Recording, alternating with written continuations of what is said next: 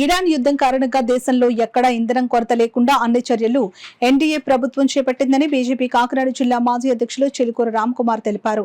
కాకినాడలో ఏర్పాటు చేసిన మీడియా సమావేశంలో ఆయన మాట్లాడారు. సో పరిస్థితి కొంత షార్టేజ్ ఉన్నా కానీ ఈ కాంగ్రెస్ వాళ్ళు కానీ ఈ లెఫ్ట్ ఫ్రంట్ వాళ్ళు కానీ చెప్తున్నట్టు అంత షార్టేజ్ లేదు, కొంతవరకు ఉంది.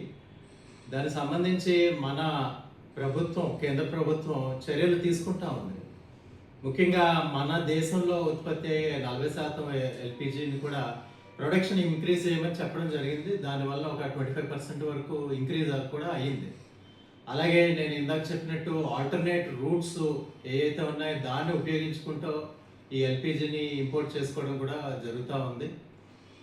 స్టేట్ గవర్నమెంట్లతో సమన్వయం చేస్తూ ఎసెన్షియల్ కమోడిటీస్ యాక్ట్ని ఇన్వోక్ చేసి ఎవరైతే హోర్డింగ్ చేస్తున్నారో వారు అవసరం లేకపోయినా కానీ ఆర్డర్ చేస్తున్నారో కొన్ని రిస్ట్రిక్షన్స్ విధించడం జరిగింది. మనకి ఇంతకుముందు 21 రోజుల్లో బుక్ చేస్తే సిలిండర్ ఇవ్వాల్సిన పరిస్థితి నుంచి ఒక 25 రోజుల్లో ఇవ్వాలని నిబంధన పెట్టడం జరిగింది. అంటే 4 రోజులే డిలే. సో ప్రజలంతా కూడా అప్రమత్తంగా ఉండాలి. ఈ రూమర్స్ ఏవైతే ఉన్నాయో అవి నమ్మకండి.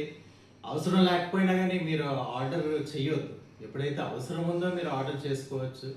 దానివల్ల ఈ పరిస్థితి ఏదైతే షార్టేజెస్ కృత్రిమంగా సృష్టించబడుతున్నాయో దాన్ని మనం అడ్డుకోగలం.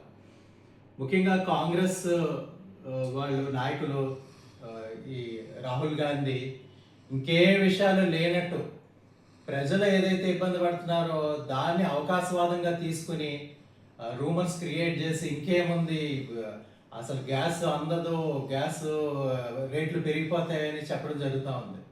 మనం చూస్తే కనుక ఆయిల్ ప్రైస్లు ఎక్కడ పెరగలేదు మన ఇండియాలో. ఇంకా అమెరికాలో 20% వరకు పెరిగింది, చైనాలో 10% పెరిగింది. మన దేశం, రష్యా, ఇండోనేషియా, సౌదీ అరేబియా ఈ దేశాల్లో ఈ చమురు ఉత్పత్తుల ధరలు పెరగలేదు, అలాగే మెయింటైన్ చేశారు. కొంచెం ట్రాన్స్పోర్టేషన్ ఖర్చులు పెరిగినా కానీ మన దేశ ప్రభుత్వం, కేంద్ర ప్రభుత్వం దాన్ని అబ్జర్వ్ చేసుకుంటా ప్రజలకి అందే విధంగా ప్రయత్నం చేస్తూ ఉంది. ముఖ్యంగా ఈ కాంగ్రెస్ కుట్రలు ఏదైతే ఉందో ప్రజల నుంచి మద్దతు లేకపోవడం వల్ల ఇలాంటి విషయాలు కృత్రిమంగా సృష్టించి ఇష్యూస్ క్రియేట్ చేసి ప్రజల్ని భయాందోళనకి గురి చేసే విధంగా ప్రయత్నాలు చేస్తూ ఉన్నారు. ముఖ్యంగా రాబోయే ఎలక్షన్లు తమిళనాడు కానీ, బీహార్, పశ్చిమ బెంగాల్ కానీ ఇలాంటి రాష్ట్రాల్లో ఎలక్షన్ ఉన్న సందర్భంగా వాళ్ళు ఈ రూమర్స్ ఎక్కువగా క్రియేట్ చేస్తున్నారు. అదేవిధంగా తెలంగాణ గవర్నమెంట్, కాంగ్రెస్ ప్రభుత్వం వాళ్ళే చెప్తున్నారు అసలు షార్టేజెస్ లేవు, కొంత ఇబ్బంది అయితే ఉంది, ప్రజలు ఆందోళన చెందకండి అని వాళ్ళు చెప్తా ఉన్నారు. అలాగే మన ఆంధ్రప్రదేశ్ ఫైనాన్స్ మినిస్టర్ పయ్యావుల కేశవ్ గారు కూడా ఇక్కడ ఎక్కడ షార్టేజెస్ లేవు, ప్యానిక్ బయింగ్ వల్ల ఈ సిచ్యువేషన్ వచ్చింది అని చెప్పడం జరిగింది. ప్రజలందరికీ విజ్ఞప్తి చేసేది ఏంటంటే మీరు ఈ రూమర్స్ నమ్మకండి, అవసరం ఉన్నప్పుడే ఆర్డర్ చేయండి. మోడీ గారు ఆత్మనిర్భర్ భారత్ని దిశగా మన దేశాన్ని నడిపిస్తూ ఉన్నారు. ఆల్టర్నేటివ్ ఎనర్జీ సోర్సెస్ గురించి కూడా ఆలోచిస్తూ ఉన్నారు. మనకి కుకింగ్కి ఎలక్ట్రికల్ ఇది కూడా అవకాశం ఉంది.